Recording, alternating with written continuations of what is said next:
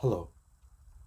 It's my privilege to speak to you on the anniversary of Universal Declaration of Human Rights, drafted by fellow Canadian John Humphrey some 72 years ago. It saddens me to remind you that Tibet has only been free for 2 of those 72 years, and of course for centuries before the invasion of Tibet by the People's Republic of China. His Holiness the Dalai Lama frequently speaks about how the world is so interconnected that one country can no longer be excused from global responsibility, that the world needs a greater sense of unity between countries and peoples. Well, in this tumultuous 2020, aren't we now reminded on a daily basis that we are all living and breathing examples of that interconnectedness? A virus that rose to pandemic proportions globally in mere months will also hopefully meet its demise within the next 12 months or so, all because we are inextricably interconnected for ill or for good. Similarly, the suffering of Tibet and its people should be seen as all of our suffering. On this 72nd Human Rights Day, and at this point in the relations of Tibet, China, and Canada, it is my hope as a Canadian citizen that we can again have the courage to raise and support the prospects of genuine Sino-Tibetan dialogue.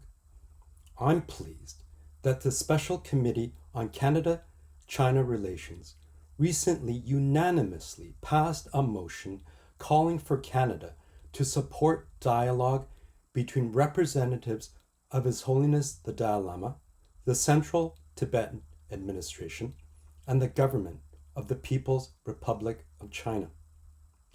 Many people don't realize that dialogue between representatives of His Holiness the Dalai Lama and the People's Republic of China was ongoing for decades, but completely stalled in 2010.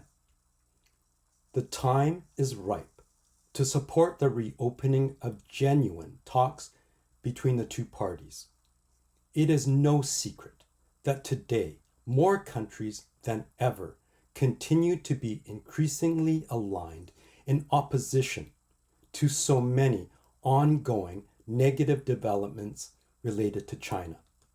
Everything from decades of unfair trade practices, seizure of areas within the South China Sea and northern India, to lack of accountability, even a cover-up of the initial spread of SARS-CoV-2. And of course, and most importantly, as we commemorate International Human Rights Day, we are appalled at the Chinese Communist Party's continued systemic and gross human rights violations, most notably against Tibetans, Uyghurs, and Hong Kongers. Not to mention the kidnapping of Canada's own 2 Michaels. The worldwide scrutiny on China is as intense as anything in recent memory, and the Chinese Communist Party knows it. A very positive first step for China to gain goodwill would be to reach out to His Holiness the Dalai Lama and the Central Tibetan Administration to restart talks on finally resolving the Tibet issue. As a Canadian of Chinese descent, I would be very proud if Canada, as a respected peacekeeping nation and honest broker, could play a central role in encouraging and supporting renewed Sino-Tibetan dialogue. As we enter a holiday season like no other, please reach out safely to loved ones who may be lonely during these times. Please also remember the struggle of Tibetans, especially those in Tibet. Think of them all, pray for them, and consider donating to Canada-Tibet Committee so we can continue our work. Thanks for taking the time to listen.